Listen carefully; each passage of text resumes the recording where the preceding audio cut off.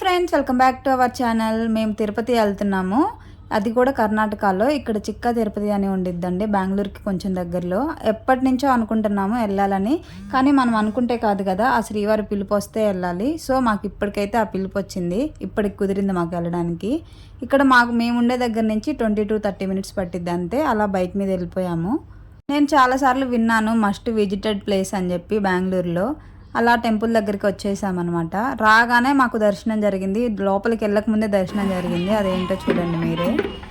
ఇక్కడ కళ్యాణానికో సంథింగ్ తెలియదు, అక్కడ అలా దేవుణ్ణి తీసుకొస్తున్నారు. మాకైతే చాలా హ్యాపీగా అనిపించింది. అక్కడ ఉన్న వాళ్ళు కూడా అన్నారు, మీకు లోపలికి వెళ్ళక ముందే దర్శనం జరిగిందమ్మా అని. ఉన్న వాళ్ళు చెప్పారు దాని కింద నుంచి తిరగండి మంచిది అని. సో మేము అలా తిరిగి వెళ్ళిపోయాము. ఈ టెంపుల్కి 2 sides ఉన్నాయి ఎంట్రన్స్, ఇదొకటి ఇంకో సైడ్ ఉంది. కానీ మాకు అక్కడ ఉన్న వాళ్ళు ఇక్కడ వెళ్ళండి అమ్మా, ఇటు నుంచి వెళ్ళేది అని చెప్పారు. అక్కడ కొబ్బరికాయ అమ్ముతున్నారు, అక్కడ తీసేసుకొని లోపలికి వెళ్ళిపోయామన్నమాట. లోపలికి వెళ్ళగానే చూడండి అటు సైడ్ ఇటు సైడ్ షాప్స్ ఉన్నాయి. అంత రద్దీగా లేదు, ఈవినింగ్ టైం వెళ్ళాం మేము. ఇది ఇంకో ఎంట్రన్స్ అండి, అది ముందు చూపిస్తాను ఎలా ఏంటి అనేది. అక్కడికి వెళ్ళగానే కాళ్ళు కడుక్కోవడానికి ట్యాప్స్ ఉన్నాయి, కాళ్ళు కడిగేసుకొని లోపలికి వెళ్ళాలి. ఇది టెంపుల్ అన్నమాట. ఇక్కడ నుంచి లోపలికి వెళ్ళాలి. అక్కడి నుంచి లోపలికి ఎంటర్ అవ్వగానే కనిపిస్తుంది గజస్తంభం కనిపిస్తుంది మనకి. అదే మెయిన్ అన్నమాట, మెయిన్ గుడి. లోపల వెళ్ళడానికి ఎలా పడితే అలా వెళ్ళకూడదు, క్యూ ఉండిద్ది, ఆ క్యూలోనే వెళ్ళాలి. జనాలు లేకపోయినా క్యూ ఫామ్ చేశారనమాట, ఆ క్యూలోనే వెళ్ళాలన్నమాట మనం. వ్యూ ఎలా ఉంది చూపిస్తాను చూడండి. మెయిన్ టెంపుల్ ఇది అయితే మెయిన్ టెంపుల్ వ్యూ అనమాట ఫ్రంట్ నుంచి. అలా గుడి చుట్టూరు క్యూ ఉండిద్ది, ఆ గుడి చుట్టూరు తిరిగి వెళ్ళాలి. అలా కొంచెం వెళ్ళగానే మనం తెచ్చిన కొబ్బరికాయ లోపలికి తీసుకెళ్ళకూడదు, ఇక్కడ కొబ్బరికాయ కొట్టే ప్లేస్ ఉండిద్ది అనమాట, అది కొట్టేసి వెళ్ళాలి. లోపల తీర్థం తీసుకోవచ్చు, ఇంట్లో ఎవరన్నా ఉన్న వాళ్ళకి తీర్థం తీసుకెళ్ళచ్చు. అది చెప్పడం మర్చిపోయాను. బయట చిన్న చిన్న డబ్బాలు అమ్ముతూ ఉంటారు, అవి కొనుక్కోవచ్చు. 20 rupees అలా పడతాయి అంతే. అలా తీర్థం అని అడిగి వాళ్ళకి ఆ డబ్బా ఇస్తే లోపల పోస్తారనమాట. మేమైతే ఇక్కడ కొబ్బరికాయ కొట్టేసి లోపలికి వెళ్తున్నాం.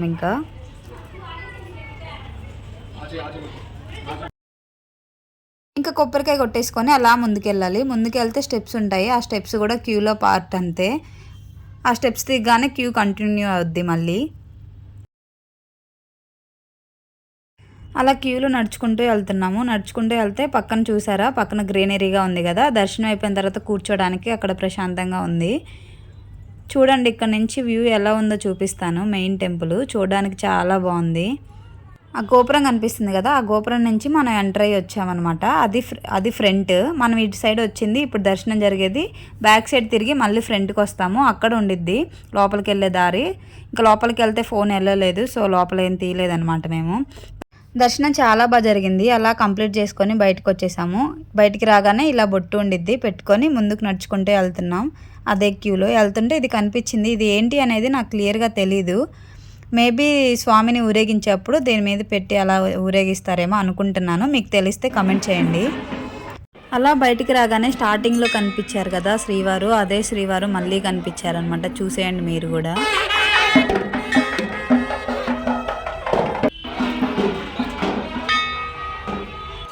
చాలా హ్యాపీగా అనిపించింది అలా మళ్ళీ కనిపించేసరికి. ఎందుకంటే మాకు స్టార్టింగ్లోనే చెప్పారు, ఎప్పుడో ఒకసారి ఇలా బయటికి తీస్తారమ్మా మీకు కనిపించారు అని.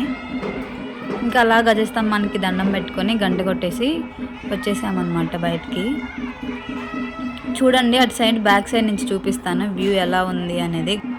అలా కాసేపు ప్రశాంతంగా పక్కన కూర్చొని ప్రసాదంగా కొబ్బరికాయ పగలగొట్టుకొని తినేసాము. అక్కడ కళ్యాణం జరుగుతుంది, సరే చూద్దాం కదా అని చెప్పి కాసేపు నించున్నాము. గజస్తంభానికి ఎదురుగా ఒక గేట్ ఉండిద్ది, అది ఓపెన్ చేయరు మ్యాక్సిమం. కళ్యాణం జరుగుతుంది కదా, సో చూడండి వీళ్ళు నించున్నారు బయట. ఇప్పుడు మాత్రం ఓపెన్ చేస్తారు, వెంటనే క్లోజ్ చేశారు తర్వాత.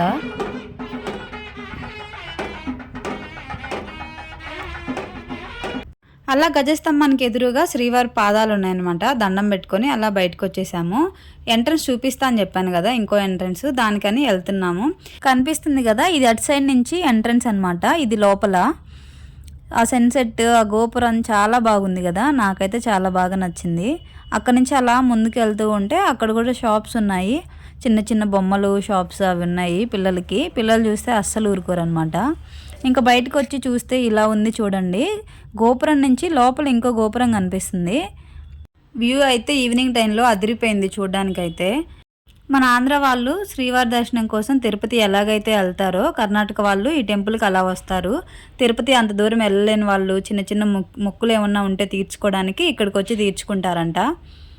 ఇక్కడ కర్ణాటకకి దగ్గరలో ఎవరైనా మీలో ఎవరైనా ఉంటే ఖచ్చితంగా విజిట్ చేయండి టెంపుల్. చాలా బాగుంది, ప్రశాంతంగా కూడా ఉంది. అలా చూస్తూ వెళ్తుంటే షాప్స్ చూసారు కదా, పిల్లలైతే అస్సలు ఆగరు. ఇవి చూస్తే రేట్స్ మాత్రం డబల్ రేట్స్ ఉన్నాయి. గుళ్ళో ప్రసాదం ఏం పెట్టలేదు. సో బయటికి రాగానే లడ్డూ కనిపించింది. ఇదే ప్రసాదంగా భావించి మేము కొనుక్కొని తినేసాము. ఇంకా ఇంటికి రిటర్న్ వెళ్దామని చెప్పి వెళ్తుంటే అక్కడ ఒక ఆవిడ బ్యాంగిల్స్ అమ్ముతున్నారు. ఎప్పుడో చిన్నప్పుడు చూసాము ఇలా బ్యాంగిల్స్ అమ్మడం, అంటే చేతికి వేయడం, వేయించుకోవడం. చిన్నప్పుడు ఎప్పుడో వేయించుకునే వాళ్ళం కదా మనం. ఇలాంటి మెమరీస్ మీకు ఏమైనా గుర్తున్నాయా? కమెంట్ చేయండి. ఇంకా చిన్నకైతే చాలా ఇష్టం బ్యాంగిల్స్ అన్నా, ట్రెడిషనల్ లుక్స్ అన్నా చాలా ఇష్టం దానికి. ఇంక చూడగానే వేయించాము. చిన్న తల్లి ఫేస్లో హ్యాపీనెస్ చూసేసి ఇంకా స్టార్ట్ అయిపోయాము. మేము 5కి 5:30కి వచ్చాము. వెళ్ళేసరికి టైం 7 అవుతుంది అప్పటికి. ఈ వీడియోలో అంతా క్లియర్గానే ఎక్స్ప్లెయిన్ చేసా అనుకుంటున్నాను టెంపుల్ గురించి. ఇంకా మీకు ఏమైనా డౌట్స్ ఉంటే కమెంట్ చేయండి.